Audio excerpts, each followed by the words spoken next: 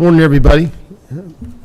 I should say good afternoon. I've been in that mode a while, but welcome to a special call meeting of Henderson County Fiscal Court. It's September 20th, 2023. Glad you're with us. If you're watching online, we're glad you're with us as well.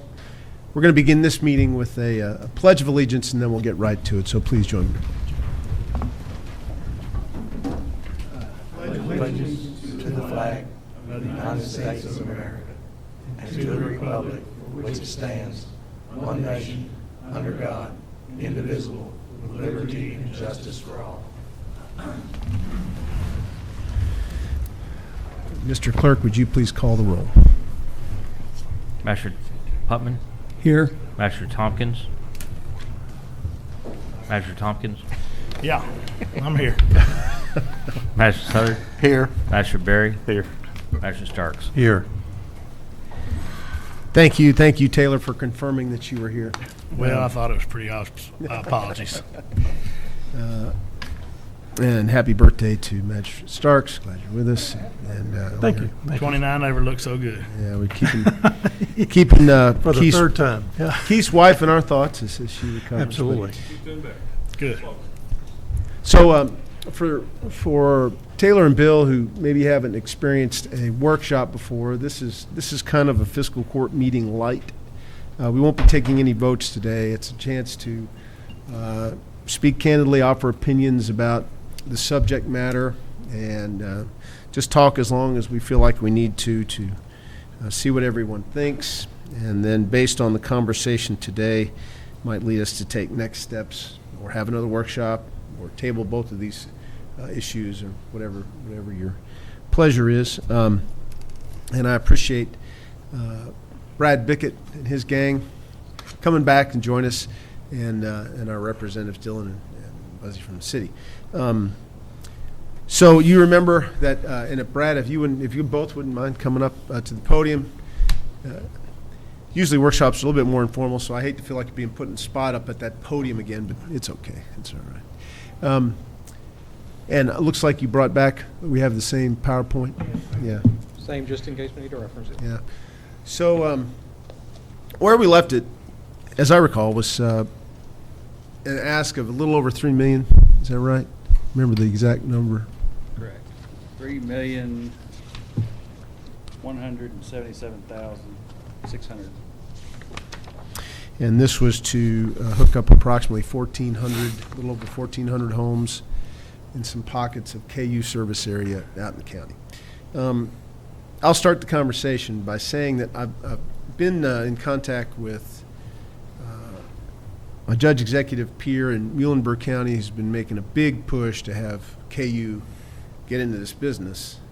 And we do have word as of yesterday that they believe that KU is about to make a proposal to Connexon to partner with them the way Connexon is planning to partner with Kinergy, and see how that negotiation goes. We don't know anything about timeline or build-out strategy for that if they reach an agreement, but that is in the works.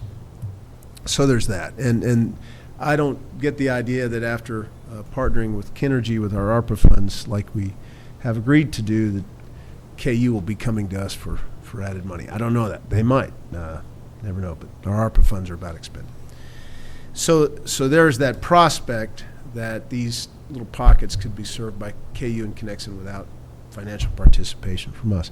But again, I don't know the timeline on that. I mean, if it's 3 years, 4 years, because KU has a large territory.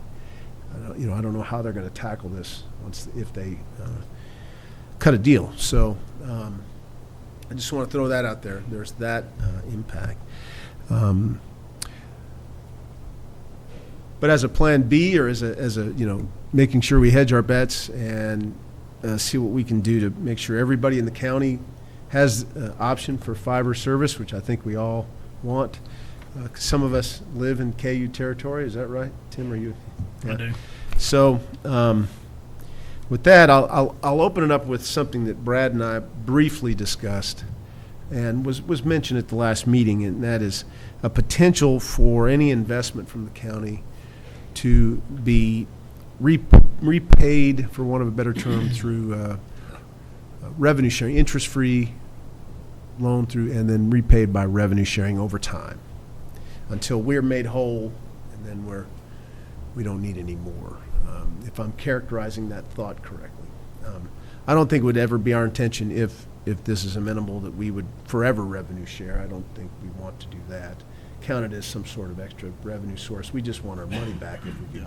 If that's something that you would consider. So I'm getting a lot of nodding heads. I think that is kind of a It makes the most sense to me. I think that's the best way that we could right now offer, since we've extended to that, and with the potential with KU coming on board too, makes, like I said, that just makes the most sense to me to have some type of revenue share till we're made whole for an interest-free loan.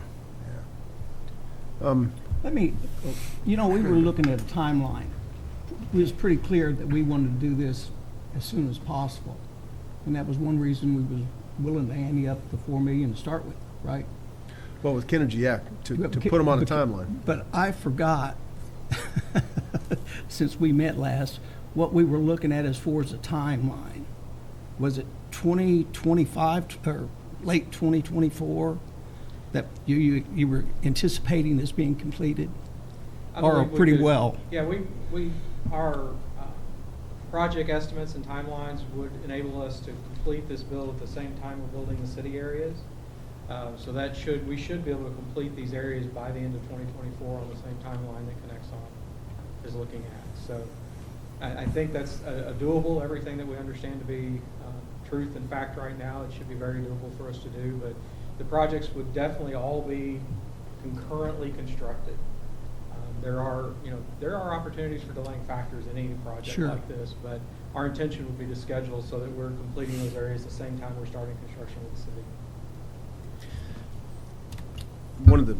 Probably one of the basic tenets of the agreement we're eventually going to come up with Kenergy and Connexon is a benchmark production followed by a payment, partial payment. So we're still working out those numbers. By X amount of homes delivered by the end of this calendar year equals a payment of half the $4 million, and then by the completion by the end of next year triggers the second payment. So it's performance first and then a payment. And would you be open to that arrangement? Does that work for you? Well, and I think it could be characterized as an aid to construction, and when you're talking about, putting forth the funds to build this infrastructure. So I would see that it's best for us to have the funding up front.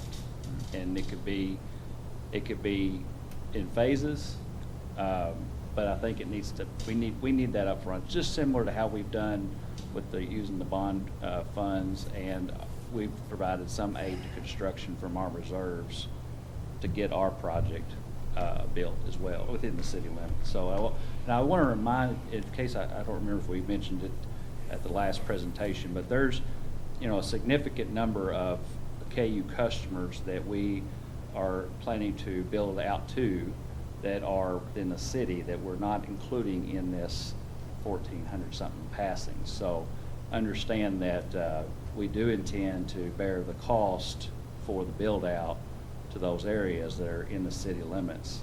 And so when we talk about an aid to construction and a repayment, I think there's room to negotiate what that would look like.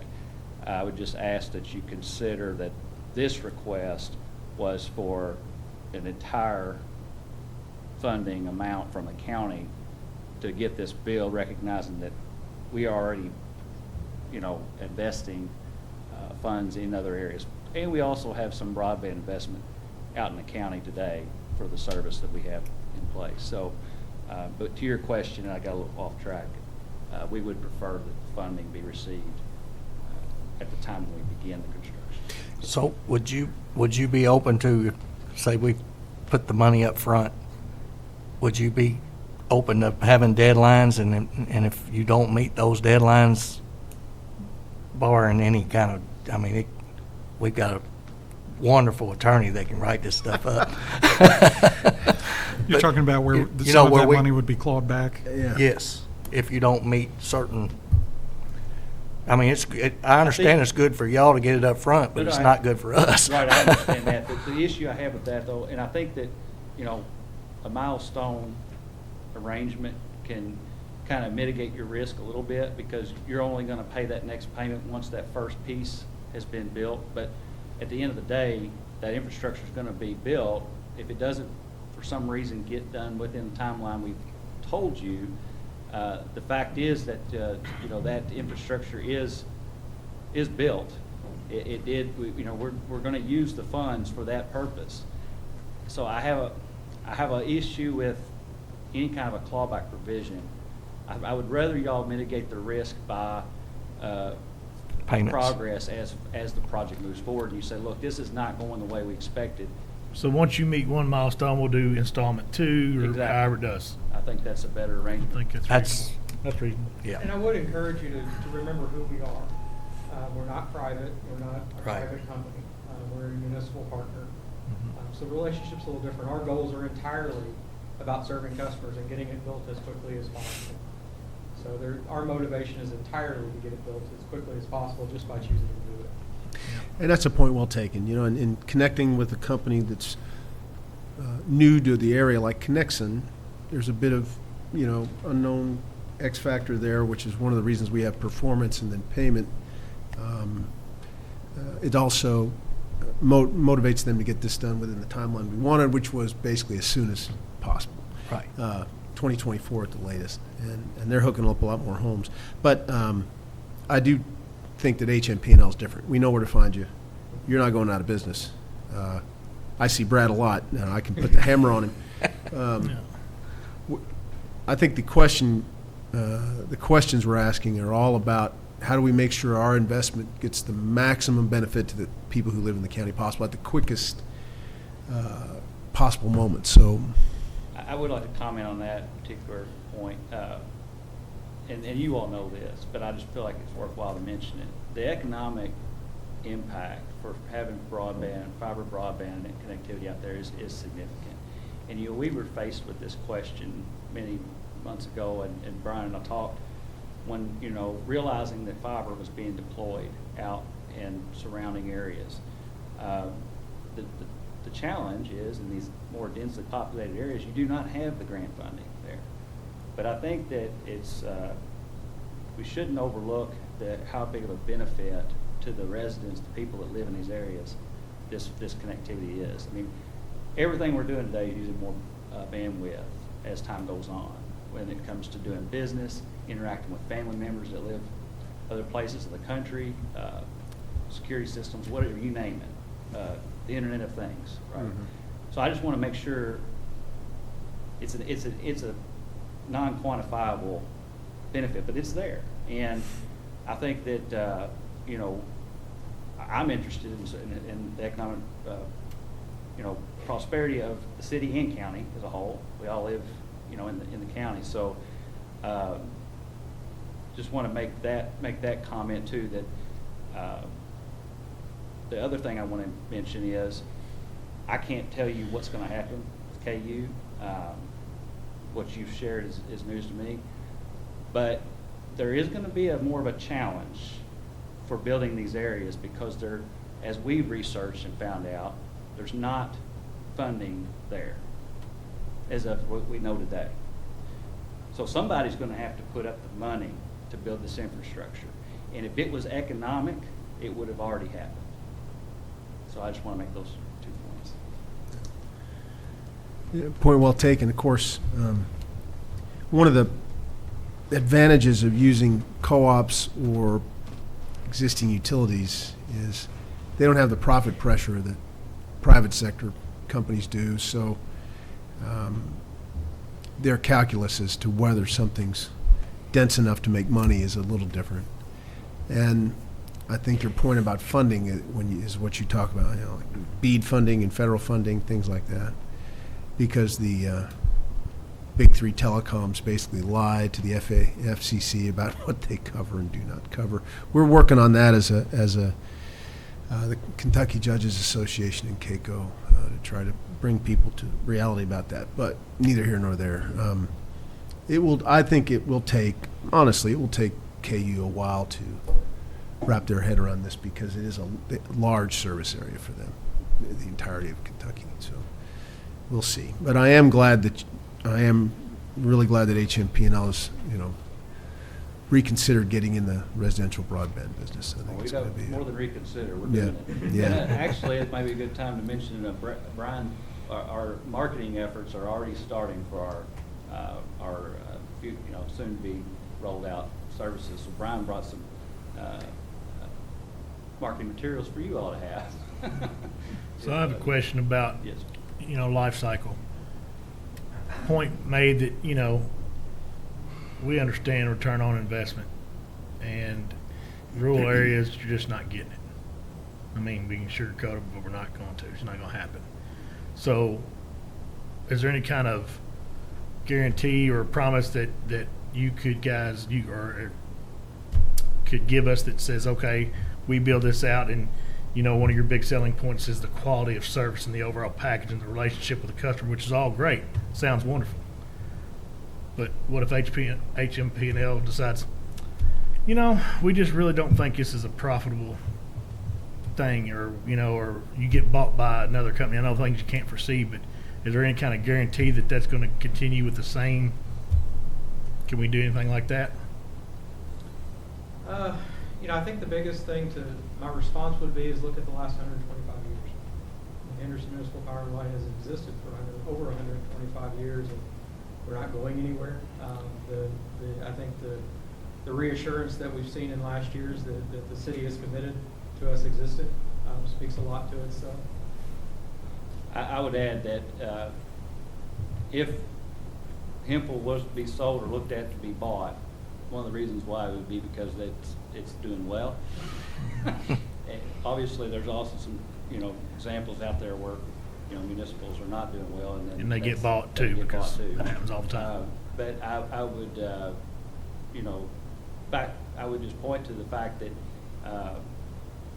the county, to what the extent that there's funding that wants to be put into this investment, that's your risk, that's your exposure, right? So once this is built out, Hempel's going to take on the cost of serving the customers and managing that, and we're going to do the same level of service that we've done for the past 20 plus years, and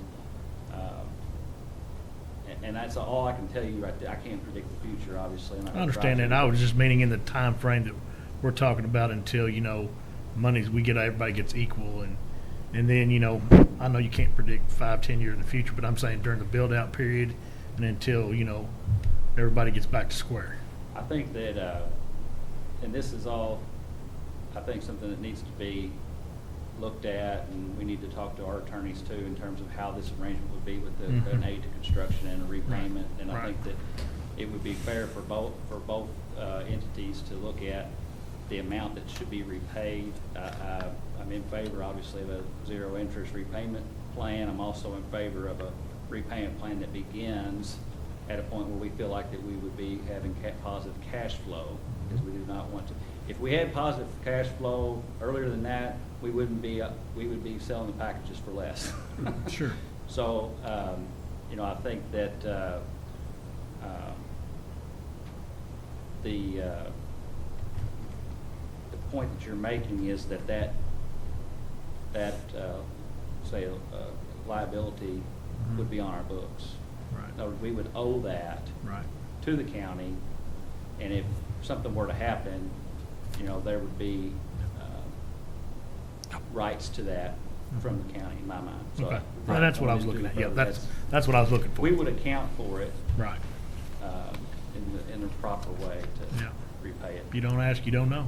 Right. As long as we're talking about profit, we were talking about 1 gig service for $80 a month. Right. A lot of people can afford it, and there's a lot that can't. And what would the number of people in the county you think, or do y'all have a number of who could possibly afford 80 gigabyte as opposed to something less? So it's a 1 gig for $80 per month. Right. Symmetrical. Brian might be able to talk, he's done some little bit of market analysis.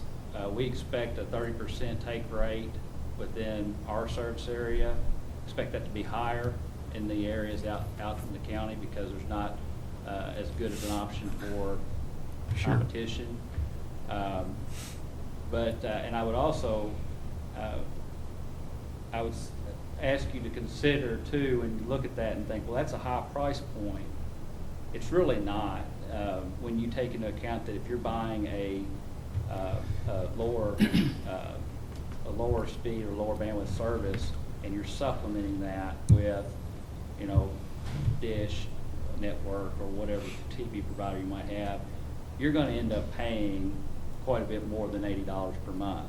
Now, you also are going to have streaming services you might want to do on top with that 1 gig, and you're fully able to do that along with whatever else you might want to do. So, to your question about how many people, I don't know. We can tell you what we've.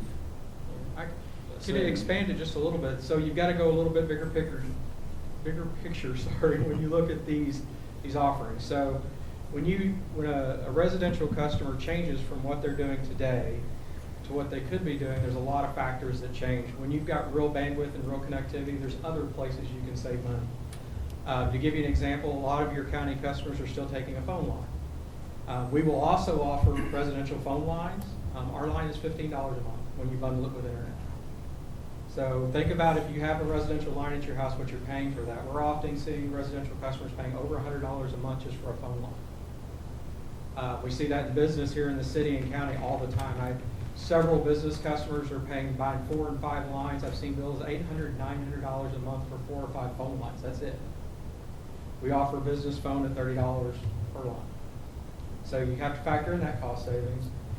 We also are not a cable TV company. We don't offer the real high-end cable TV packages that tend to be very expensive. We enable people to bring their choice of streaming services. So if you're, if that's a Netflix or a Hulu or even a DirecTV stream or a YouTube TV or the many, many options, there's also cost savings you see getting away from those cable TV-based packages to the streaming services that you can individually select and significantly lower your TV content costs too. Then you bring in the factor of I'm enabling an extremely fast internet services. So there's other things like home security systems, many other examples that there might be other services that I have to pay high dollar for today. But now that I've got good internet services, I can get opportunity to get services from lots of different places. So it's more than just that, that monthly cost for the internet service. There's a larger picture about all the services that we receive in our homes and how having a good fiber-based internet connection will lower a lot of costs in many areas. So you got to look at the overall affordability. It's just like when you go to the grocery store. There's a lot of factors that go into how much you pay when you get into the line. I think one of the reasons we focus on that is Kenergy is going to be offering lower cost packages. So I can already hear the phone calls coming into me as well. My neighbor gets this, well, I got to pay that. But I'm just throwing it out there for your consideration as you try to get as big a take rate as possible. And I'll reiterate what I said at the last presentation is that we are flexible. It's another good thing about being locally controlled. I mean, we deal with different city departments all the time, and we deal with different specific requests all the time, and we can do that with the county as well. And it's been asked, it's been mentioned before. The ask that I would put out there is that we look at where we are compared to our model. Once we get these services out there, here's why we're building a network that can give you 1 gig. It's a 10 gig backbone, can give you 1 gig symmetrical. We don't want to throttle that down and sell it for less, and then discount that service until we know that we're able to pay for the business, until the business is able to pay for itself. And the other thing I'd like to mention and kind of piggyback on what Brian said is that some of the time when you deal with customer issues, and I've been in this boat myself, you've got a problem with your service, you don't know whether it's an internet speed issue or if it's an app issue or a device issue. And what we can pretty well be confident about with the 1 gig service to all these customers is that we know it's not a speed issue. In other words, we've been in the business of offering very low-speed wireless services as the lowest cost option in town. We no longer do that. That technology became outdated and we went away from it. But it's very challenging to support your customers well whenever the service is not adequate for what they're trying to do. To follow up, though, and maybe to speak to your point a little bit, there is a federal program to help subsidize people who need internet service, can't quite afford it. Remind me of the name of that program. It's the Affordable Care Plan, it's $30 per month. How much is it? $30 per month. So, for the $80 a month plan, the customer would be paying $50 and the federal government would be subsidizing you $30? Is that the way that works? That's right. So for a certain portion of the county, it would effectively become a $50 a month service, as I think about it. I don't know the income threshold to, It's one of the longest lists I've ever seen. If you're basically enrolled in any support system. any social program? you Yeah, know? any social I program, read they that. qualify. And I Yeah, think you it qualify, actually yeah. extends to. What to if I have the a free- library card? To the free lunch, which is Yeah, for all the students. counties. So if you have Oh, a student in students, your yeah. household, your household. Because is- if you have, everybody in the counties can get free lunch, right? Yeah. Based Yes. on, I forget the criteria for that, so. It's just period. Period. Yeah. So that right there, Yeah. I think is one of the qualifiers, if I remember, it's been a while since I looked at it, that allows you to get that $30 credit. Well, before we jump on that, even though every student in the county is eligible for free lunch, do you have to actually sign up for free lunch? Or you We just never show did. up in the? We never did. My No. kids always ate free. So, I mean, is theoretically, or does anybody automatically qualify for that program? If you have a Well, student in the household? So you qualify, but there is an application process you have to Right. do No. to get the $30. So it's an online, believe it or not, you apply online. I know it's always a little ironic, but, and that's kind of the one of the things that we love about doing this business is that we will work with folks. We'll educate them about this program. We'll work with them hand in hand to make that application, to understand what's needed. We do the same thing with the cable TV services today. Our very first list of customers, every one of them, we brought them into the office, we've demonstrated what streaming TV looks like and how it's done, and literally hand walk them into here's how you sign up online for the service. So that's just a little bit of a difference with us. I mean, our customers are just number one to us, so we spend whatever time's needed to help them through whatever the process might be. Gentlemen, when we spoke last time, you weren't sure of the number of households in that map that you showed that were truly unserved when it came to high-speed internet. You know, there were some. And Brent, do you have that map that? Or you had a map on there, didn't you? And it was like, I think it was yellow. Some portion of that is, like I know Highlander, when I lived there, I was on KU, but we had Spectrum Internet. Do you know now how many of those homes actually don't have Spectrum coverage? I have not driven out to these addresses to find out what the reality is, but there's less than 10% that are not claimed as served. So, and you're, the ones that are in the city, and it looks like some of these are either in city or city adjacent, you say you're already building out to those? The ones within city limits are in the plan today. Okay, They will so, be in after, the first priority is the customer, or our customers that we serve electric to now, and then we will build into those, to the city area, served by KU. so you're not including, when you say 1,400 homes, does that not include those homes that you already plan to build to? Okay, so this would be 1,400 outside the city limits. They're in the county. That are in the county, outside the city limits, that may or may not have broadband availability, right? Correct. Now, to me, it seems like it's important to know what portion of those are actually in a broadband desert and which ones actually have that. Do you, as a quasi-governmental agency, do you have any concerns about competing with private business? We do that today. I understand that, but I'm just asking if you have any concerns about that. Brian can speak to the competitive details of the business itself. I will tell you from a point of view of the service we provide and understanding what has come to be the norm by these providers, that that I'd be very surprised if folks, you know, as long as we're competitive on price, I don't have any concern.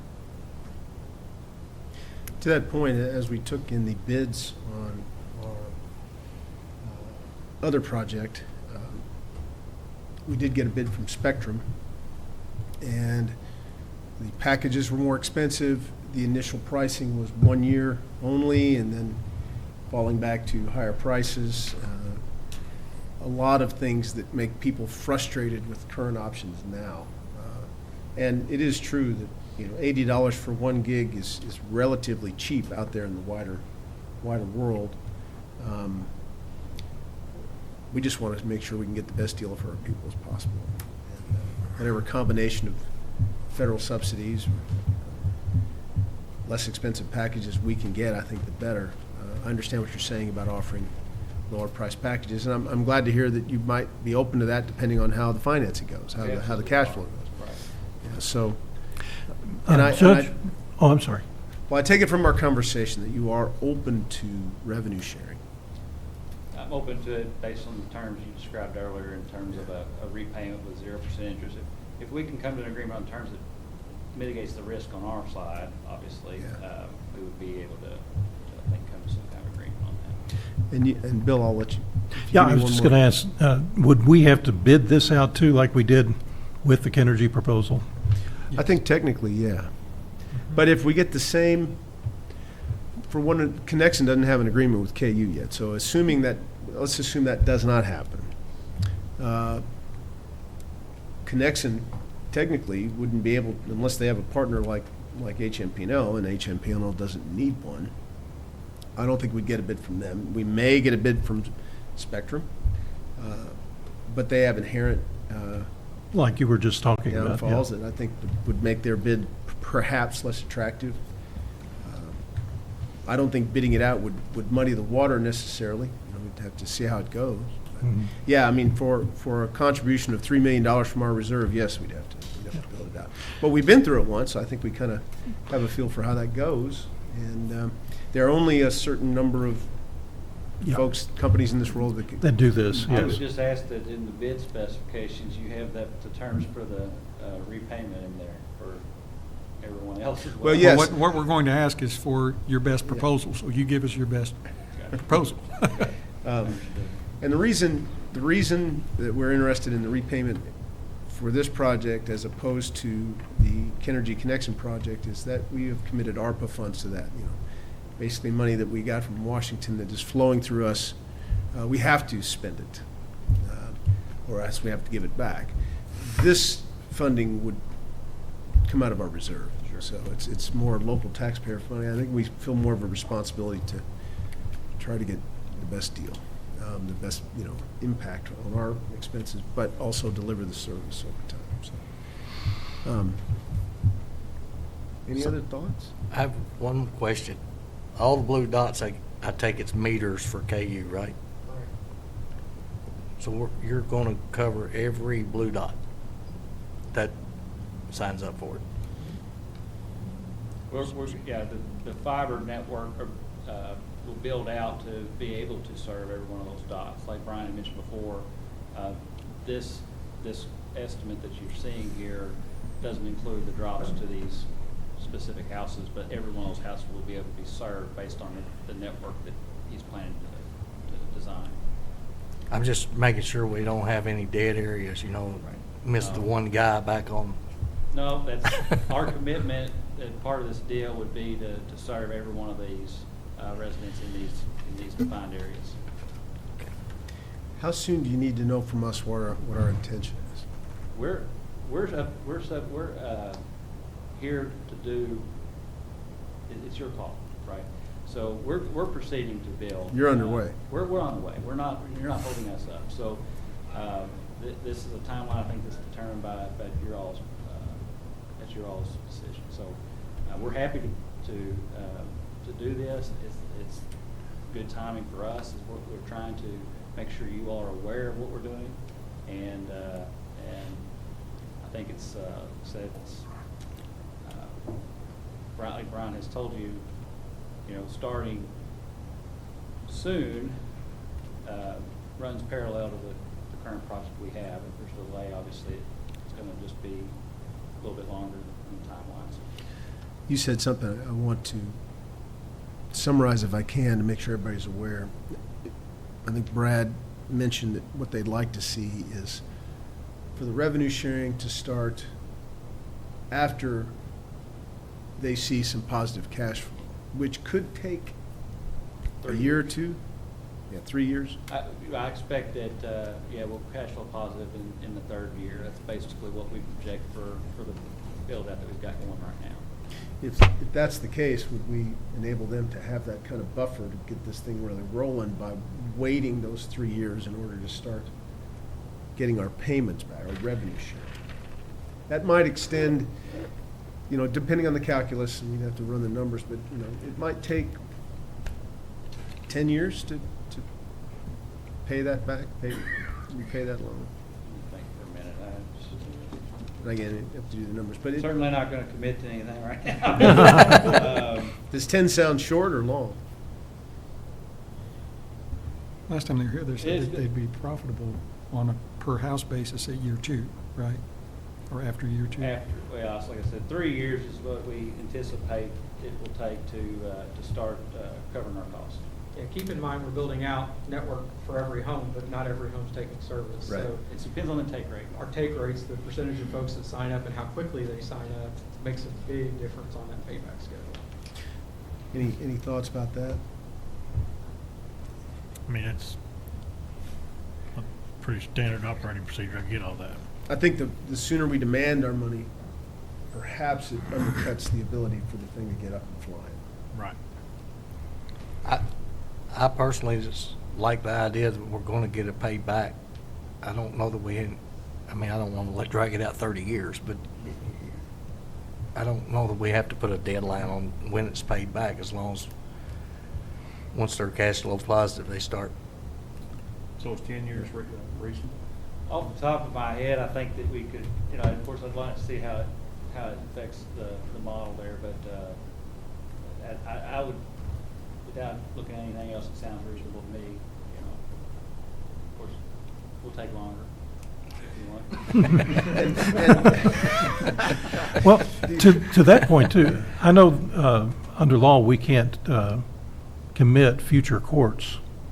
Does this run afoul of that at all? or? We're not committing the future court. We're going to pay this money during this, During this During term? this- Okay. the We're just- contract as far as the payment payback This is money though, we have today. This has nothing to do with future. They don't care if we The repayment bring schedule can money extend in. beyond. Can go this term. beyond that. Okay, Yeah. just check. Yeah. So, Well, and the county's not really supposed to be in the lending business either, so there will have to be some interesting way that the contract is done. It wouldn't necessarily be as like a, but we've done similar but things in much we've done smaller things, cases. and it can be done. Yeah. It's just, you can't think of it as a traditional, like, loan. This is a partnership. Exactly.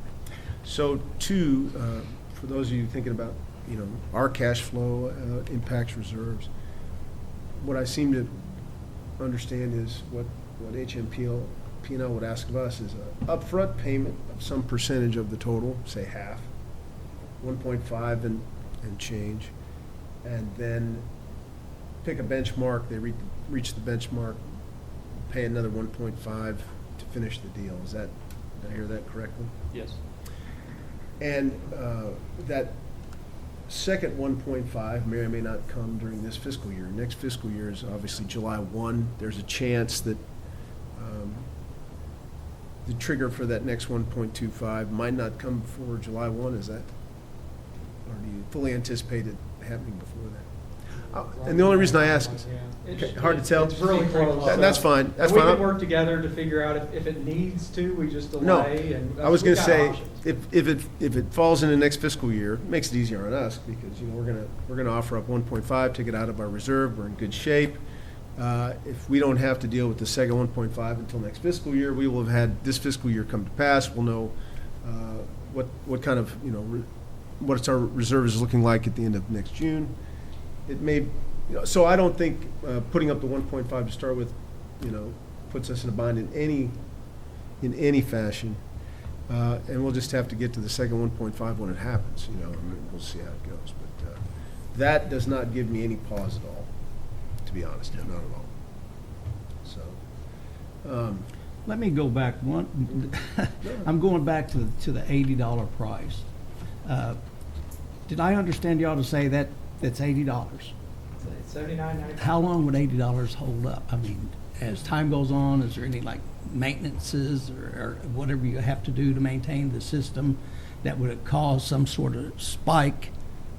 Yeah, so I And- guess a couple of pieces of information. One, fiber networks like this are considered to have a 40-year lifespan.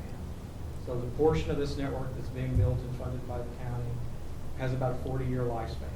So that's pretty Yeah. good window. So You said that the other time, I just yeah. forgot. So Yeah. that's one of the pieces. If you're asking, how long will my investment last? The plant should be good for about 40 years before we're needing to make replacement and repairs to that plant. There is constant maintenance. We have a lot of friends in the planting business that like to get into aerial cables. So, there's maintenance costs that exist and repairs that will constantly be done. As far as what does that $80 price tag, that is the reason it's so important to us, is because we've now been in the fiber business for 25 years, and the price points that I set 25 years ago are still the price points we sell services at today. And we've done nothing but increase those bandwidths. So, it doesn't operate like cable TV, if you will, where the content producers are constantly raising prices, causing the packages to raise prices. Internet bandwidth continues to get cheaper and cheaper and cheaper and cheaper as technology improves, because we're pushing more and more bandwidth over that glass. So you don't have the same cost pressures, and that's the reason setting those price points are so critical to our business, and setting them correctly, because I don't want to ever change them. I don't want to add unknown fees that are called things like regulatory processing fees or any of those type of things on bills just to increase revenue. Our customers communicate back to us, they despise introductory rates. They sound great until the year's over. They don't tell you what the price will be in a year, and you don't have any idea, and by that time you're locked into a provider, and you've got reasons why it's not a good idea to change. Well, I think it's important to remember too that, like you said the other day, this is not just a service. This is if something goes wrong, you guys come out. The service fee, there's no service charge for, hey, we got to come out, that's $100. We do this. That takes care of everything. It takes a lot to roll these trucks and everything else. So I hear people say, oh, $80, that's a lot of money. If they do what they say they're going to do, it's a bargain and you better jump on it. And no I have contracts, no idea right? what it costs me to roll a truck. I just don't. I have no idea what it costs because I don't. but it costs something. No contracts besides just Who monthly, cares? right? Yeah, who cares? I'm sorry. You No mentioned before, contracts. it's just month by month. You don't have a locked-in contract period. Right. Is that right? Connexon guaranteed its price structure for 5 years. Now, I don't know whether that's just marketing and they're really not going to need to rise them, but just so you know, that was a gesture they made to show that they're not going to jump the prices up. So, How much of this will be underground? Or is any fiber that you install go underground? We tend to follow the infrastructure. So if it's the electric plant is aerial, we'll build aerial. If it's underground, we'll build underground. Yeah, So- I'm with AT&T, that fiber, and it costs me $9 a month, and I'm with them, and seen it progress, as you mentioned, then I pay that $9 a month, I've never called them out. We actually have one of our employees that lives in Evansville, and he Home gets a maintenance 1 plan gig or what? fiber service from AT&T in Evansville, and it costs him $135 a month. And Yeah, that they're not price has cheap. continually gone up since Yeah. the day he's got it. one thing we can do is prepare a bid. Prepare specs. Mhm. Prepare specs. Yeah, Request prepare specs for a bid it, Yep. see what we get back, and we don't have to accept the bids if we don't want to. We can move forward if we want to. At least putting those specs in a bid out will indicate the appetite for anybody else to want to, help the people in these areas. So that is one thing we can. Yep. One of the specs I think needs to be on it is each one of these blue dots is going to be covered, because that smoke and mirrors, they're real good at it. They say we're covered in garden area and we're not. What- it's not Not available. them. I don't think that's a comment about you. No, and I think. No, it's not, Well, I think- not them. I think It's a fair point, but, and I'll just to educate a little bit, that map is fine, that one's no big deal. This one gets tricky. There's a few dots that are way out there on the edge. Right, And that's, and it's one dot by itself. And those are that takes real money to build some of those. So, and this one actually is even a little worse. It's not as bad. But that little area up towards the northeast of that is a problem. I gotta build a lot of glass to get to that spot. Now, it just happens I've got some fiber just north of there that's gonna make it more affordable for us to provide. But, you know, some of these dots are tricky, and it's a very valid point. I mean, and that's why we put this map together. It's why that we wanted to see where the red line was, and we wanted to see where these meters were. And it's not impossible for another blue dot to show up anywhere in those areas. right, I mean, that's, but, you know, getting into this partnership, we're committed to being able to provide services to all those that don't have an option, so. I'll have one more question. Mr. Gold, do you have any serious reserve to thinking that we could put some specs out and do an RFP like we did for the other? I don't think it would be very difficult at all. I mean, we've got the last one where we said, hey, everybody, give us your best proposal for covering as much of the county as possible. Right. This would be, now that we know that the majority of the county is Sure. going to be covered, ask people to give us their best proposal for covering the remainder. Yes, sir. Essentially, the KU service area. Okay. Is District 4 right now able to get that fiber optic service? District 4 is a city. It's all in the Everything's city. So between us, AT&T, and the Connexon Energy Partnership, everything's covered. Let me be more specific. When will Hempel be servicing? Sure. Our goal is to be fully completed by the end of 2025. I think it may happen faster than that. We need to put feet on the ground in the next couple of months and start that construction. We'll have a better idea once we find out what our contractors will commit back to us from a timeline perspective, but we really hope that we'll have it completed within 18 months. Thanks. I think Mr. Biggett has a hard stop right about now. I've heard what I need to hear. I think what we end up putting out as a spec will probably, you can almost say, is going to be our offer. And you can take that under consideration. And if we do go out to bid, we hope you would. And I would also say that it would not be too far afield from what you're, if any, from what you're suggesting, because it's what we want in the end as far as coverage goes. It's just we would have to see who would work with us best on the financial matters. But I think the goal is what we all want. Yes. Is that fair? yes. Thank you for your time. Thank you. Appreciate it. Thank you very much. As we transition, I do have some hats with me. Sure. Did you say hats? I did. We know somebody that likes hats. Please leave me, I can golf in anything. I've seen some folks make Facebook posts. Thank Are you, sir. these, Oh, Your- nice hats, too. your, Thank you. I may have to wait till after the bids are submitted to wear this cap. You didn't say nice hat. You said just hat. That's what Connexon gave me a hat. I'm waiting for that all to be in to see if I actually I get can to tell you wear the it. next crew is in bad shape. Better have hats.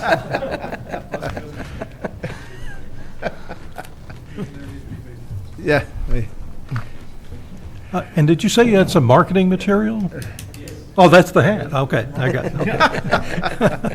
I mean, geez, Bill, what more you want? Okay. I was expecting a brochure, and, catalog, yeah, shirt. Okay. Oh, goodness. Mr. Ward? And Buzzy, if you'd like to get up here. He's here for moral support, I think. Okay, so everybody knows the conversation we had with the mayor and Dylan about potentially helping the sports complex. And their specific ask was for help with the lighting, $1.25 million. had a chance to digest this a little while.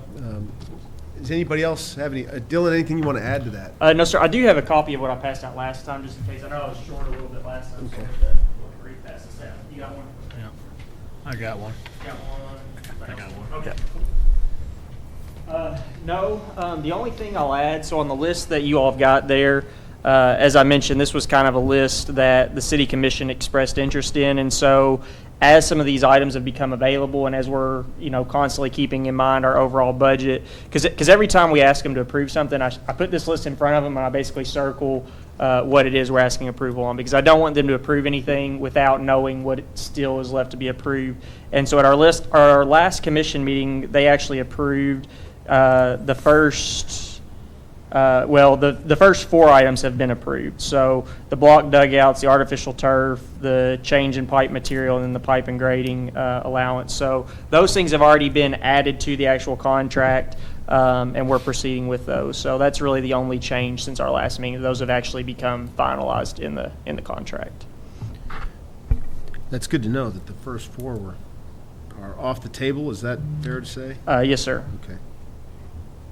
And some of the other ones we're still working on. We're currently working on pricing for the additional, the two additional multipurpose fields. You'll see PR6 there at the bottom, as well as the additional parking lot. So, When it says paving of base bid, what does that mean? yes, sir. So when we bid the project, the base bid just included gravel. So you've got on the project side up on the screen, you've got the main entry road there in the middle that comes up just to the east of the four baseball quad that we're building, and then the parking lot. We bid that as rock, and that's because we do the same as you all. We have our annual bid for our paving, for our asphalt. So not to have a general contractor markup, we just took that out. So that hasn't officially been approved yet, but they have expressed interest in doing that, and that's just a matter of us taking that to the board and them authorizing us to use our annual paving contract to complete that. So that's what that item is there. Okay.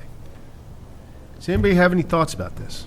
Anything you want to throw out there? You said you're taking it to the board. Who's the board? The board, the city commissioners. Okay. Yeah, they're making all the final decisions on anything we accept or reject.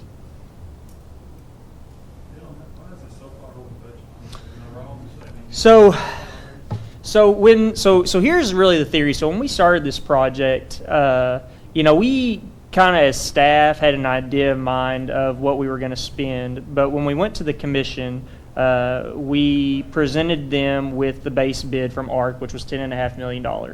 And we were very clear from the beginning, this is what this includes. It includes gravel parking lots, because the base bid didn't include asphalt. It didn't include lighting. It didn't include artificial turf. It didn't include a lot of these extras. And we did that intentionally because we knew that we could save money by bidding the lights separately without the GC markup. You could also get more bidders. What we found even on some of the items we left in the base bid were you only got, like, let's say for dirt work or utilities, you might only got one bidder. Well, if you separate that out and you bid it separately, then you're able to attract more bidders for that item, and you don't get the general contractor markup. So when we went to the commission, I believe back in, it's around November of last year, and we said, this is what you get for $10.5 million. And we said, but there's all these other things that we've taken out. So the plan was always to take a phased approach, right? So we had 3 phases, and we kind of identified, Buzzy, myself, and the other committee members identified what we thought we wanted in the first phase. So when we presented the first phase to the commission, which was the $10.5 million, I gave them a list similar to this. The numbers were a little bit different because this has kind of grown in the last year. There's been, changes and adjustments in the past year. And we said, but here are all the other things that we could still procure and add into the first phase. Our intention is to do most of this stuff later. It's just a question of, do you want to do it now or do you want to do it later? And we had, following that meeting, I believe we had a work session in March. And in that meeting, they had expressed to us what items they were interested in. And so then as project manager, it was my job to work with the contractor, work with our architect, our engineers, and get preliminary pricing. And at that work session in March, we presented them an a la carte list of things that was even longer than this. And we said, here's all the things that you could potentially add to the first phase. Because their thought was, we're going to spend this money eventually. It's just a matter of, do we want to spend this over the next 5 to 7, 10 years, or do we want to spend more up front? And ultimately, every member of the commission, I think every vote so far has been 5-0, and they've just expressed interest. We want this thing to be nice and to be more from the moment it opens. So rather than spreading this out over 5, 10, however many years, and granted, there's a lot of things not on this list that we still have planned in the future, but they moved a lot of those things to that first year. So while we are ending up spending more than what we anticipated, it's not necessarily over budget necessarily, because it's just we added some things that we hoped to do later sooner, if that makes sense. And the thought was our community needs it and the youth need it, and these are differences that we can these are things we can change and it make a real impact from day one. So hopefully that kind of gives you a good summary. All right, I got a question. Yes, sir. So if you don't have bids, how do you know how much money you need? So that's a good question. So for the lighting is actually one of the numbers that I'm most confident in, because we actually went through 2 bid cycles when we did the original project. So when we first bid the project, we got 3 bids back and we bid a bunch of alternates. One of the alternates was the lighting, specifically the lighting that we're asking for. When we got the bids back, we had some questions, some changes we wanted to make. So we actually revised that bid it out again, and that's when we got the results when we awarded the 10.5. So when we bid it the first time, though, we bid lighting as an alternate. So we actually have unit price contracting for each of the 5 fields from all 3 bidders who bid, that gave us pricing as part of the general contract. And And I'd like to see those numbers. Yes, so sir. I know for sure what that's done there. Yeah. If we're going to give money, we do like we do the pavement and everything else. Lowest bidder, right? yeah.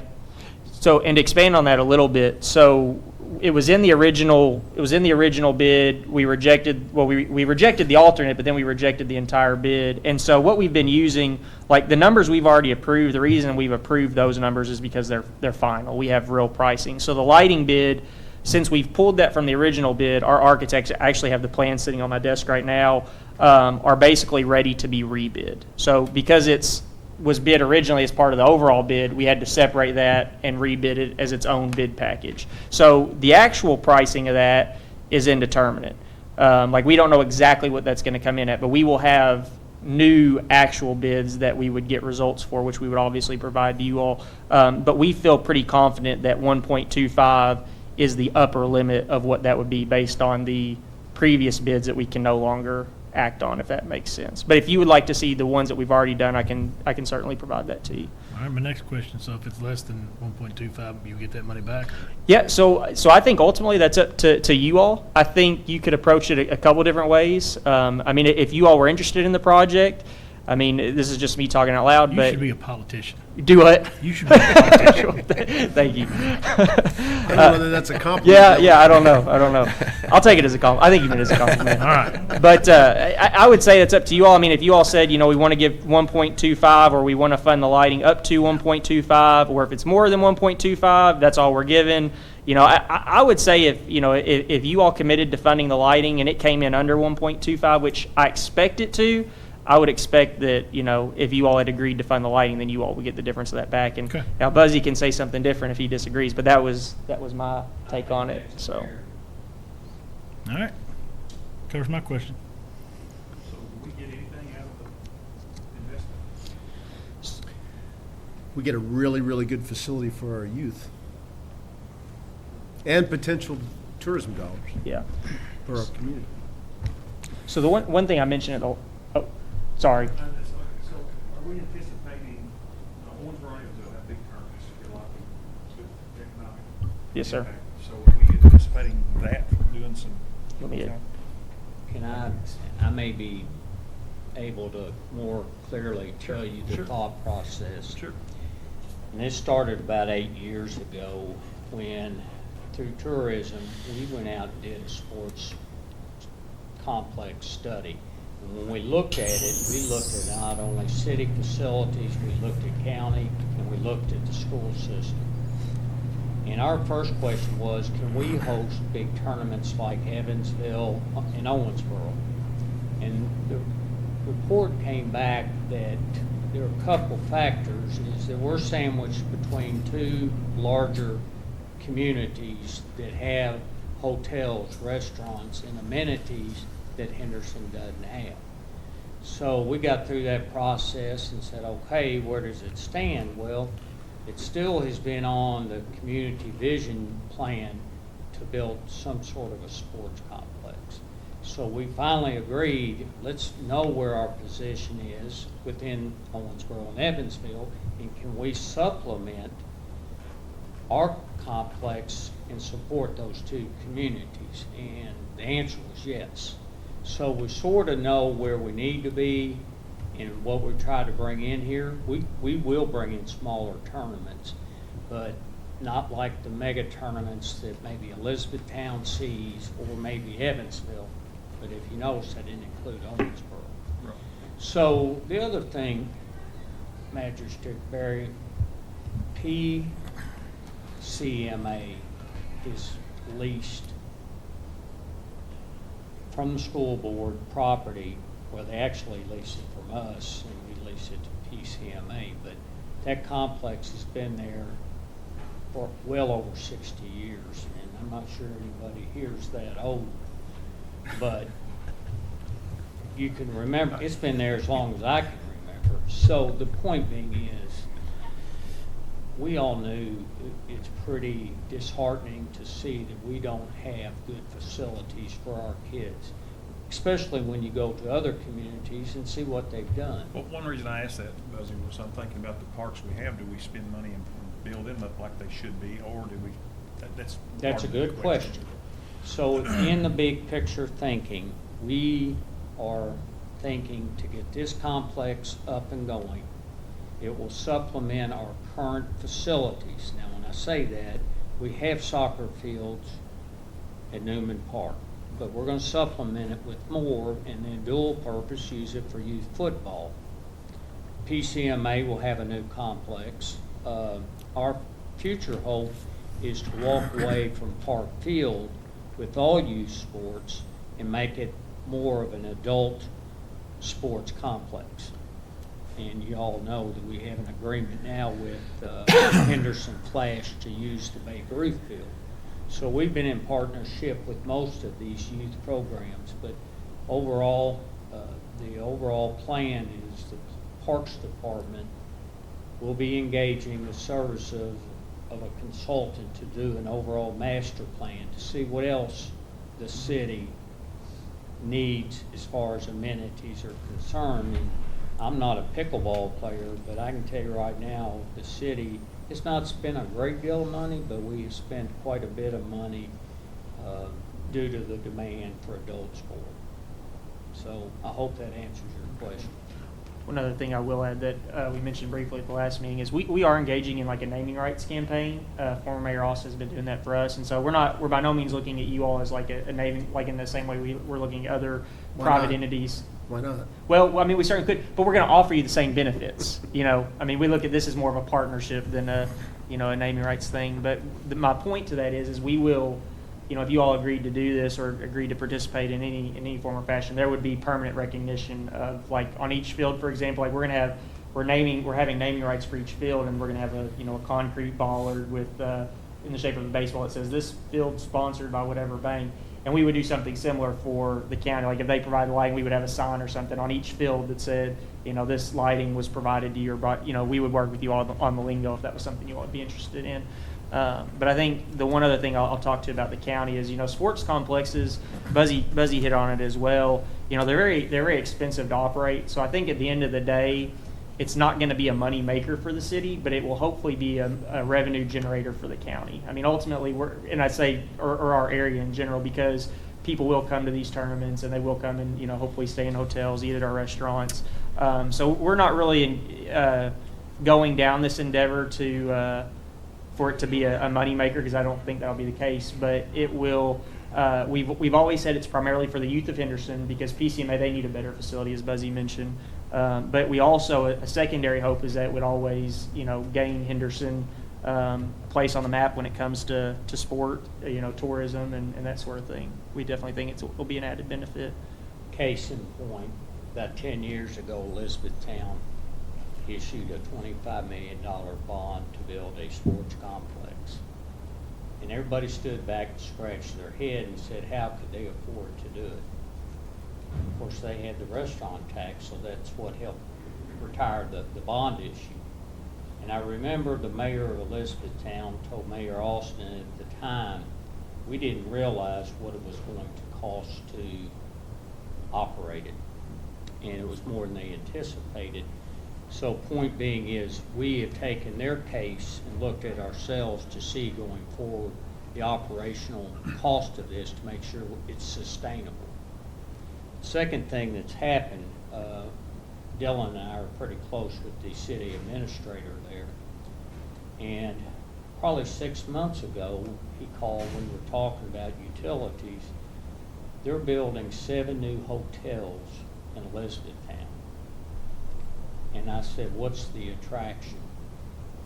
And the sports complex was the driving force because of the size of their complex. Yeah. And because they're sort out in the middle of no man's land, they're not near Louisville, they're not near Bowling Green, they have a captive audience. But that sports complex is driving their tourism economy. We're talking apples and oranges there. This is Yeah. nowhere near. Oh, I know. Yeah, I this is know. apples and oranges. And I tell you what's sort of sad, and I'm gonna go back to something. How could that 10 years ago cost $25 million? We're sitting here today talking about a fourth of that total cost of 15, 18 million. This has all been driven post-COVID, or even during COVID. And you're in the contracting business, pricing on everything has just gone out the roof. And there's no end in sight. And, you know, I guess our commission thought, you know, if we don't do it now, we'll never do it. So they sort of took the leap of faith that we financially can afford to do it. And I commend them for doing it. It's something that I think will enhance Henderson just as much as new industry coming into town or anything else that we've seen changes in our community. And the one last thing I want to say, I heard Dylan say it, I do see this as a partnership with the county. We see it as a partnership with corporate Henderson County businesses to make this all possible. So sort of where we're at. So I'm going to get on my soapbox. When we were working initially on the Pratt project, it quickly became apparent that the city and the county would have to work together to make that happen, because that is not typically the kind of project that you see come to a community our size, that level of project. And one of the difficulties was for cities our size having something like that happen is the ability to put together enough money to have a good incentive package. And by working together with the city, we were able to get it done. And as you know, one of the contributions that the county made was $1 million cash on the barrelhead with no direct return, especially immediately, because we included an industrial revenue bond in that deal that would, waive taxes for Pratt for 20 years. Pratt immediately wanted to be inside the city limits for various reasons. So our contribution was not going to bring us any tax revenue, occupational tax revenue. We were going to waive property taxes for 20 years.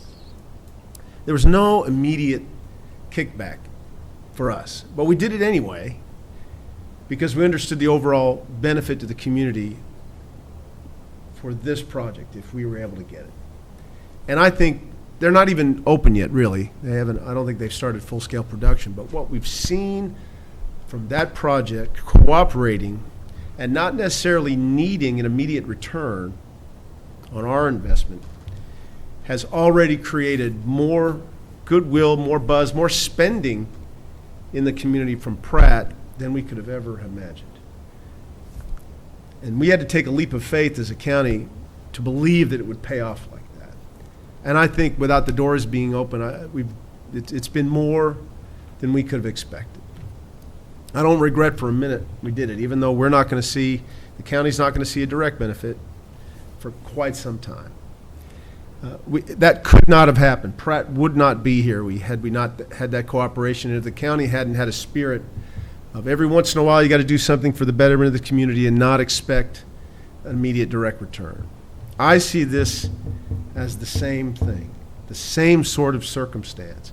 Maybe not on as big a scale as Pratt, but for the quality of life in this community over many, many more years, I think we needed a sports complex. I don't think there's any doubt about it. Having coached at PCMA, coached all-star teams that took teams around our region to see the sites and facilities of their communities, ours was always the worst of any cities our size or bigger. Always the worst.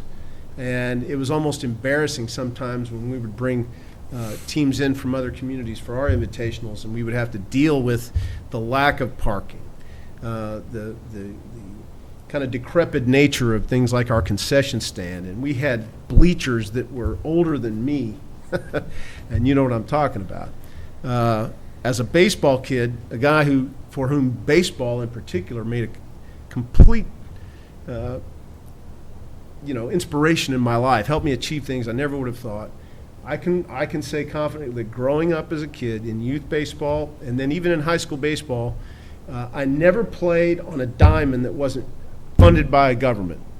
And I never played on a diamond that didn't have lights for obvious reasons. Whether it be at schools, municipal parks, or other situations, they were always municipally funded fields. And in California, they really invest a lot in those sports because they're important to the community. I know that's apples and oranges when you talk about Southern California, but the point's the same. Having good facilities for your kids makes a huge difference. And I know of many kids at PCMA who played one season, got hit with a bad bounce, fell down in a rut, and that was the end of their wanting to play baseball. It's tragic. Especially true East End kids, for whatever reason. Doing everything you can to keep kids involved partly by having good facilities, I think is important, because you never know the kid that's going to be a Brad Schneider in youth sports to enhance their life beyond what their initial imagination could have been. I support this. I support this because, A, if we're going to do this, if the city's going to do this, and we have a chance to participate, getting lights on those fields is absolutely crucial. I mean, you just can't do one without the other, hardly. And, okay, the bidding didn't go as they planned. Have you looked at our asphalt bill lately? It didn't go as we planned, because of inflation. We're not able to pave as many miles, but we're going to do it. It's not what we thought it was going to be 6 months ago, but we're going to handle it. So I give the city a little bit of grace on that. I think this is a chance for us to make an investment that we can easily afford, that will help the city, help our community. Kids in the county are going to be playing at this facility as well, and if we can help the tax base by bringing in visitors, if this will help drive even one nicer hotel being built in the community, I'd love it, because we lose a lot of money across the river right now as it is. There's no telling how much hotel tax revenue we lose. Pratt filled up hotels in downtown Evansville with the visitors that came in last week because they're too embarrassed to put them in our community. Corporate stay. That's just a fact. And I love all the hoteliers that operate out on the 41 Strip, but for that level, we just don't have the facility. So if we had one decent hotel out of it, I'd take it. I really would. I support this for all those reasons, and I think every once in a while, just like Pratt, we have to consider the fact that we can be whatever we want to be. We can do whatever we want to do. We don't have to take a backseat to any community in West Kentucky when we want to do something. I think forever and ever, Henderson had a kind of a inferiority complex, which Pratt is helping quickly erase in the minds of people around our region of the state. Forever and ever, I heard about the reasons Henderson can't do something, never will do something, won't do something. It'll never be as good here as it is there. And you still hear some of that, but we're changing that narrative quickly. Quickly. With I-69, which I heard forever and ever, nobody thought would ever happen. And yet we spent thousands of dollars, both at the Chamber of Commerce and Economic Development and with the county, advocating, traveling, getting out there, pounding the drum, and here we are. We are partnered with another community across the river, investing money that we won't see directly. It'll only be indirectly, and we're achieving something many, many, many people never thought would happen, ever. especially in this community. I don't know how many naysayers I heard. I mean, if you ever went to chamber events years ago and we do I-69 presentations, there was very few people out in the public that thought it would happen. And it took determination and partnership and believing that we could get it done because it was the right thing to do and there was nothing beyond our grasp if we set our mind to it. Having a decent sports complex in Henderson, I think should be a no-brainer. And it's going to get done. Obviously, the city's moving forward with it. But if we can contribute a fraction of our reserve, a fraction of their budget to make it the best it can be as quickly as it can be, I'm for it. I am for it. We're going to have to do better than this if it's going to make an impact. This will handle the local stuff. I, too, have spent my entire life, collegiately included, playing athletics, and I've been all over this country. This is good for us, for Henderson kids. To attract tournaments and do better, they're going to have to tell me. I'm not saying we don't do this, but I'm saying if you're truly about what you say you are, you're going to have to get serious and show us how this phase 2 is coming, when it's coming, because it's going to do like everything else that's happening in Henderson. We get a great start, and then all of a sudden, we move on to something That is a else. very fair point. And that's my Very fair biggest point. concern. I love Henderson more than anybody does, but I'm going to be as hard on you as anybody will. Well, and I think you got a valid point. But one thing I'm going to say, and I've lived here my whole life, and we've been stagnant for a long time. I agree. Very stagnant. I agree. But I will tell you, probably prior to COVID, Henderson was getting ready to launch. It hit, everything went to a standstill. But if y'all have seen it, since COVID has lifted, things in this community are going forward. And we have people from Evansville, all over Kentucky, not just Western Kentucky, saying, what are y'all doing there? What are y'all doing to attract a new business? How are you building a new ball fields? And how are you doing this and doing that? And the only answer I can say is it's the spirit of the community. The spirit of the community has come together in the form of city, county government, private investors, bankers, school system. But I'm going to tell you one thing, and I'll say it publicly about Jago. Jago never had any intentions of coming to Henderson. None whatsoever. And if it wasn't the collaboration from people sitting in this room, people sitting next door, to convince Jago we have a dire housing need, would you consider coming back? And I say it all goes back to the collaboration that this community has with people. And it's the city-county relationship. You go to another county, and I'm not going to mention any, they don't have those relationships. I get it, and I'm all I for think that. it's always Yeah. the best, yeah. And we've all, let me say this. My only concern, like I said, that was my only concern. So I want to And I think that's a great one. How are we going to maximize it? If we give you this much, how do we maximize this? You know, So I think your question is, when are you going to build the next quad of baseball field? When we move on to any part of the next phase, yes, sir. So- That should be part of the plan that you present to us, in my opinion. Well, it all comes down to funding. I understand that. And what I will tell you, we only have one other major project we have to do, and we've already got it in the financial planning side of the city's bond issuance. Yes, sir. But I will tell you that we have bonds that we're going to be retiring soon, okay? Which will enable us to go out and further our bond issuance to help continue developing this. And I think the last thing, we've got a board of commissioners over there, all 5 of them are for it. And so, can that change? Sure it could change. But I will tell you, even the previous administration, who had a very conservative person on there, really has fought hard to get this going. And I'll just say it, Steve Alston. And Steve has taken it to heart to see this thing through. Dylan and I meet with him weekly because he single-handedly is out there beating the bushes to get sponsors.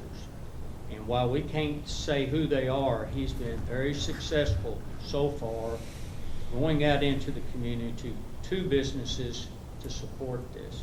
So I honestly believe I can sit here and tell you today, without being in writing, that this will continue. But if that's what you want from us, we'll put together a plan. Just realize it's all subject to funding. I understand it, but it all starts with a plan, you know what I mean?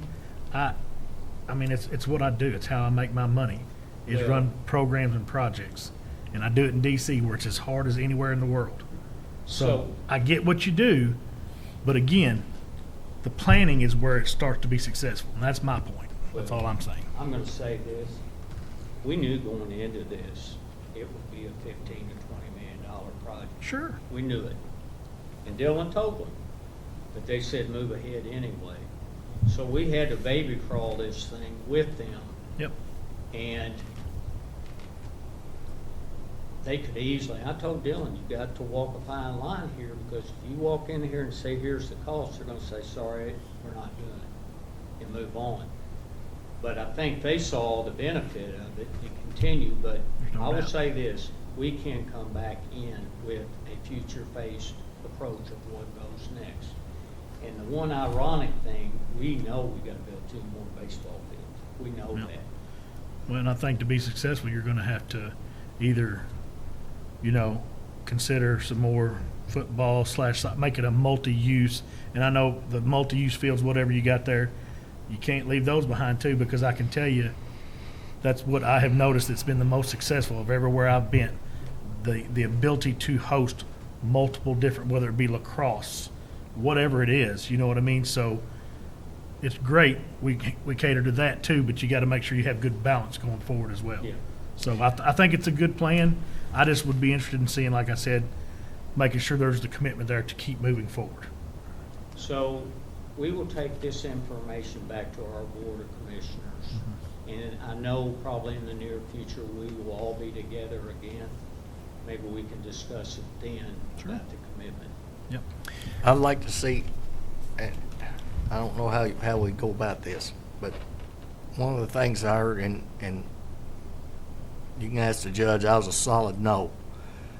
But I'm hearing you've got community support and funding coming from private sector.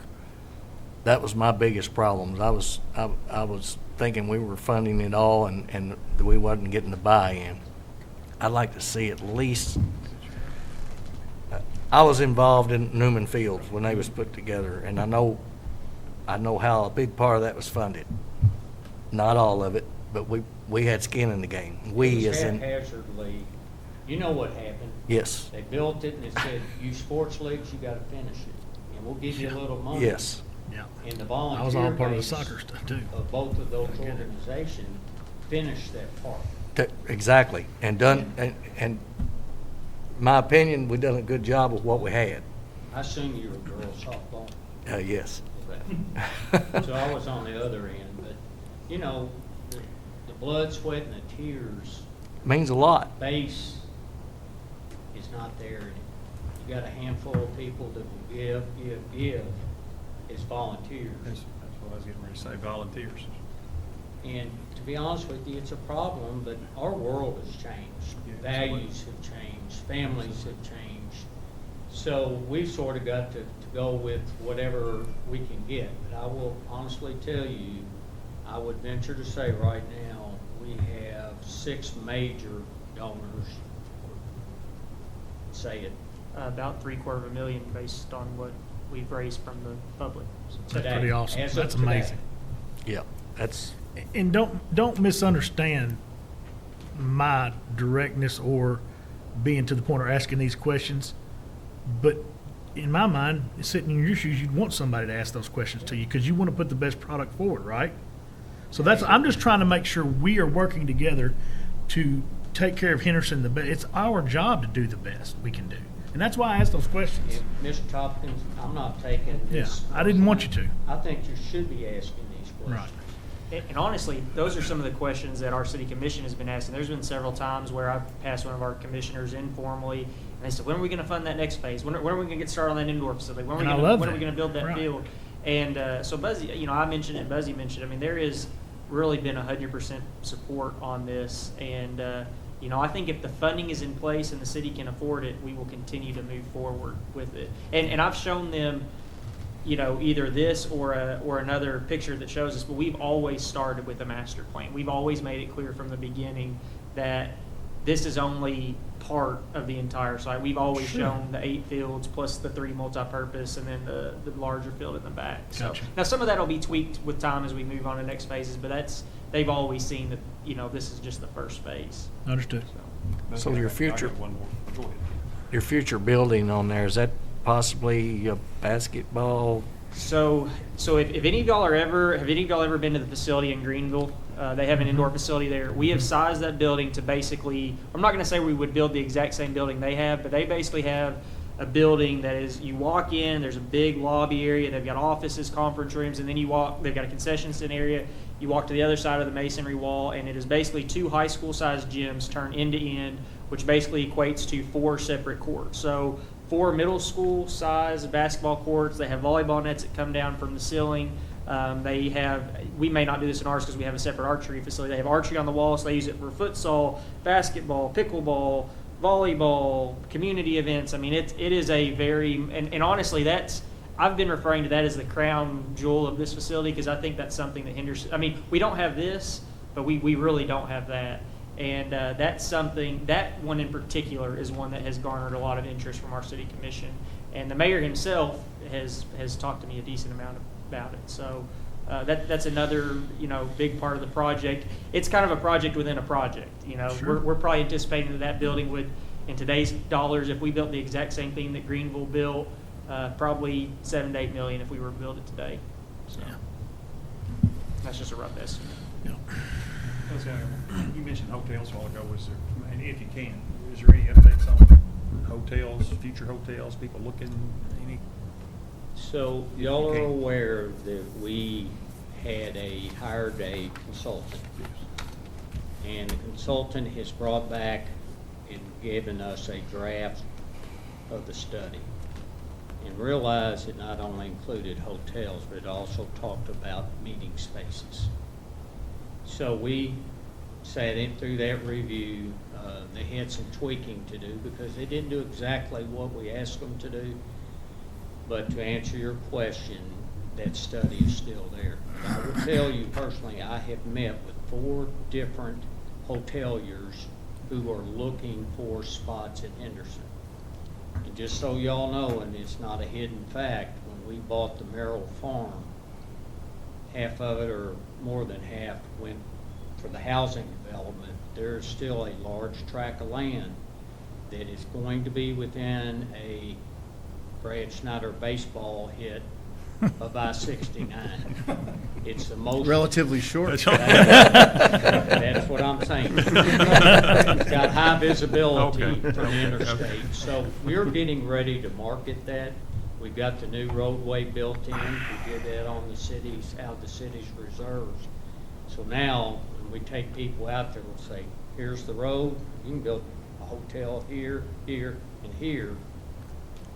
So we're finally getting what I would call a shovel-ready sales pitch. Okay.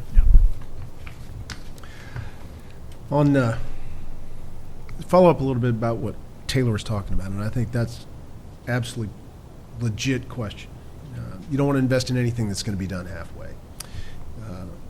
In addition to that, I would hope our friends, and I want to say this goes without saying, but hope our friends at the City Commission, the Mayor's Office, if this comes to pass, will truly appreciate the investment from the county, the partnership from the county, and the county's done, thinking about what we have done and we made plan to do. It's quite a gesture, I think, from the fiscal court, and how we want to help our community and partner with the city. And there may be a time when we come and ask the Board of Commissioners and the Mayor's Office for maybe a similar bit of assistance on something we've got going on. And I know it's not as easy coming from the city our way with finances because of state law and things like that. But I'd love to think that there may come a time when we have a project that we're very serious about, and if the city can help, the city would help.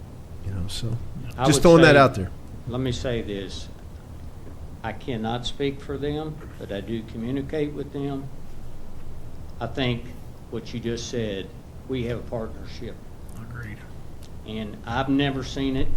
I've been at the city for 15 years, and it's only been in the last 4 or 5 years I've seen the spirit of cooperation. And what I want to say to you, yes, there is going to be another project for the county, and we're going to be there beside you trying to figure out how do we get through this. And I think it's coming sooner than later. Well, I can tell you, I told somebody the other day, I've lived here my whole life. I'm 45. And in the last 4 years coming to present, we have more talented, hardworking people in key positions that work together better than I've ever seen to push Henderson County forward the correct way and have the best interest of everybody in the county in mind to the best of our abilities. It's like no other time I've seen in my entire life, and I've always paid attention because I've always loved this place. And we are in a great spot to, if we do it the right way, keep moving this forward across the board, this and businesses and stuff, and so it's an exciting time for sure. I totally agree. And you know, one last thing, some of us are getting older, some of us aren't going to be here, but I assume looking around the table, some of you will be here. But the main thing is the city is looking at is the transition for succession, so that whatever we do, it's going to stay the course, and that there's no radical changes in partnerships. This boy's going to be here as long as he wants to stay here, and hopefully he'll be in a different position someday to continue on the missions that we've discussed here today. And I always call it, this is his baby, and he's going to raise that baby till it's an adult. Good deal. Yeah, I was just going to make the point that even though it was on a little bit smaller scale, there were some times where the county was in some financial straits and times were leaner for the county, and we had some joint funding agreements with the city, and it was hard for us to live up to some of those agreements in the times that we needed to and whatnot, and the city, particularly Buzzy, was very helpful working with those things and helped the county get through some rough patches. And the dollars were smaller than this, but Buzzy has always had even though he's had commissions that may not have been on the same page, he's always been very cooperative helping the county, and has always been 100% good to his word, and if there's a way to help out, he does. So I want to thank you for that, and I do want to just remember Butch and I were here when things were the other way around a little bit. So yeah, and the city did have that same spirit of cooperation and whatnot. And that's So can I just cut to the chase here? Is the lighting like the priority you're looking for right now? The 1.2 million? Yeah, so that's mean, really the next thing. That's the Yes, next sir. thing? Yeah. Well, And Butch, listen, go ahead, Buzzy, I'm sorry. I asked the same question, and you know what they said? Don't you realize we play ball in the fall and it gets dark at 5 o'clock? Yes, And we don't start games till 6, and I'm going, I don't play baseball, but I got your point. But, Yeah, just, I know it sounds like most of us are in agreement that this is a worthwhile project for sure for the community in the county, and just for everybody, just if I don't need to remind you, but Magistrate Starks and myself, I got one county road, Rocks Road. Magistrate Starks has none, and we share our wealth in District 4 and 5 with 1, 2, and 3. And I'll leave it right there. well, I think Mr. Putnam can agree. We've had long-term relationships. Yes, we have. And he will call, I will call, but we'll always figure a way out to work out our issues. And Keith Berry, same way. The rest of you, Tim and I work together on the flood board. It's just been, I can't say enough about the cooperation between the two agencies. Well, if I could just interject one quick thing. I know ROI is very important, but there also comes QOL, and that's quality of life. And that is what this is addressing, especially for our youth. But it will, bring in, like you say, other people.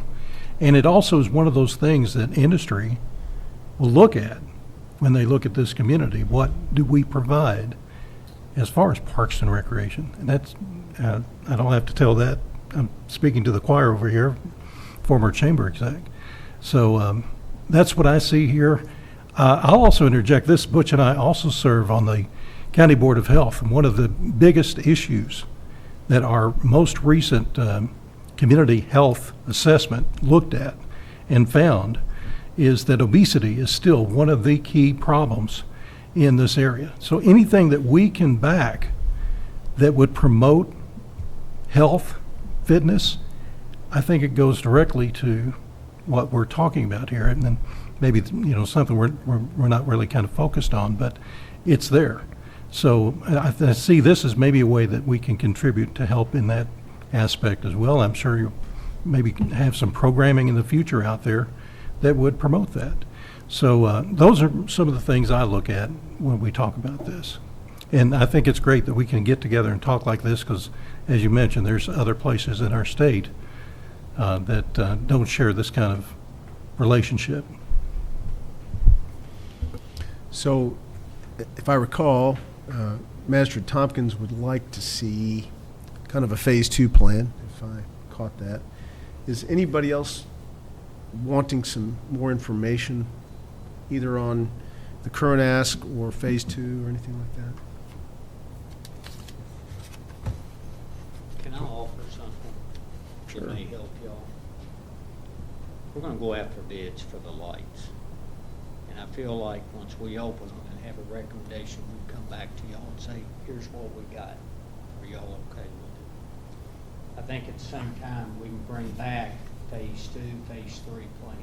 Well, and that's kind of what my reason was for asking that somewhat pointed question. Okay, let's say we get a good deal and they can do lights for $850,000 just for the sake of the conversation. Okay, I feel like we're, open to having the discussion to decide, okay, let's say we move forward for the sake of this conversation. Okay, then where do we use the excess? You know what I'm saying? So that's why details and organization and the extra plan, that matters to me because we have a very big job we've been tasked with spending the taxpayers' money. So I just want to make sure like I said, the plans will beget the success. And that's the reason why I was coming at it that way. And I know you asked that question. My gut tells me the next phase has to be additional baseball fields. Right. But I will tell you, he keeps eyeing that building, saying we need that building. I'm with him. And I'm gonna tell you, well, and I'm gonna tell you right Tim's now, gone from a no to how much more can we spend? No. I just know that building, I hear Greenville so Yeah. much. I'm gonna tell you, it's shocking. If you've been down there, Well, they had a patron saint. You know that, right? Yeah, they did. So, quick story. Yeah. We went down to visit that site. There were older women in there playing ball, or pickleball. And when they got done, we started talking to them. And one woman says to us, well, I fly into your airport all the time. And I'm going, from Greenville, you fly up here? Point being is, she's been in our community. She praises our airport, and apparently is an avid aviator that flies all over. But there's another example of our partnership to support our local airport. And I will tell you a very interesting story. When Pratt Paper came here, one of the things they wanted to look at was our airport. And Pratt has a corporate jet that they brought in last week. Plural. Jets. Oh, was there more? I only saw one. It was a nice one, too. Jets, that's what I was going to say, yeah. All I can say, the jet was so big, it didn't have to refuel between Australia and Henderson, Kentucky. So, there's another investment we all make into our community together just to support, sort of like what Bill said, Yeah. it's a quality of life. And, I'll follow up. I think we're about done here. But, yeah, QOL is very important. It's one of the reasons why these days so many executives who are transferred into our community buy a house in Newburgh because there's more stuff. And it's newer stuff, and it's nice stuff. You know, that's just the fact. We're trying to get more and better stuff here to help maybe keep more people living in our community instead of across the river. And when the bridge gets built, bring more people from Vanderburgh County who might want to live where it's cheaper to live and then commute that way. But so I'm saying good QOL equals ROI.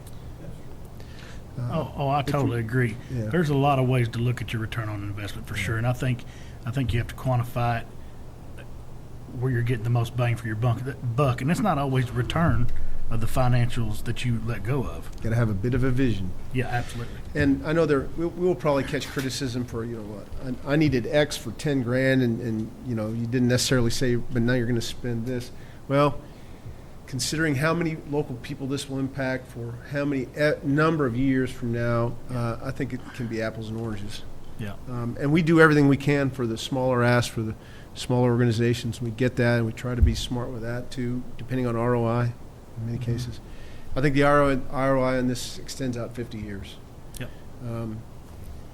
So even though it's a higher number, it's still the same calculation. And we try to do the best we can for everybody who brings us projects or things we think about. I think considering the impact, this is proportional. It's proportional. It's not outsized. I think it's proportional. Yeah. And with that, I'll in the spirit of expediency, anybody else have anything? Well, one of the things you said is come back over here or come across the river and live here because we're cheaper. That's kind of the reason why we're asking questions and being careful too, because if we overspend, if we spend too much, it's going to cost more to live here. Exactly, you know, so we have to be very careful. I agree. I agree. The good news is we've been so frugal and smart with our money. We're in a position to do this without much heartburn. There's more good stuff coming down the line that is going to help us recoup this quickly. If you want to do the calculus that way.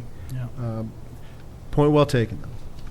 Point well taken. That's why I think having a workshop like this where we talk it out is very, very important and talk through these things. So you're going to do a bit on the lights. You'll bring it back to us. Going to get some phase 2 and phase 3 reporting for Master at Tompkins or anybody else who'd like that information. So I think we got a way forward, sounds to me, and I appreciate your time, and I appreciate the conversation. I really do. Thank you all very much. Thank you all. Very much. Thank y'all. Yeah. Yeah, thank you. Thank you. Well, we have come to the end of this. I can't remember the last time we had a workshop. This has been, you know, some stuff that we really needed to take this format to work through, so I appreciate it. I know everybody's got places to be, and especially for Tim Southard, this is a tough time of year, so I really appreciate you being here today, talking through. Whenever these sorts of things come up again, we'll call another workshop, and this is kind of how it's done. And I appreciate it again. So with that, I'll entertain a motion to adjourn. So move. We have a motion and a second. All those in favor can leave. Tim, go cut some corn, buddy.